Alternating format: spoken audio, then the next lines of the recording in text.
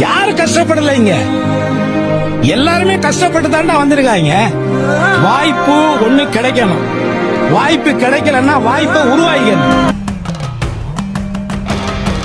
பருந்தாகுது ஊர் குருவி, வணங்காதது என் பிறவி, அடங்கா பல மடங்கா விரதா